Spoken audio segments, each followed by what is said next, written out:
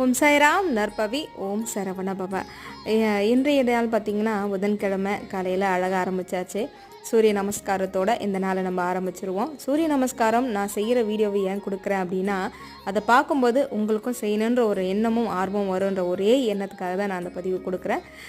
அதுக்கப்புறம் பார்த்திங்கன்னா சூரிய நமஸ்காரம் பண்ணிட்டாலே நமக்கு அந்த நாள் ரொம்ப நல்ல நாளாக அமையும். தினமும் விளக்கேற்றி நம்ம பூஜை பண்ணும்போது எல்லா மந்திரங்களும் சொல்ல முடியல அப்படின்னாலும் 2 திருப்புகழாவது நீங்கள் சொல்கிறது நல்லதுன்னு சொல்லியிருக்கேன். அந்த திருப்புகழ் என்னன்னு கண்டிப்பாக சொல்கிறேன்.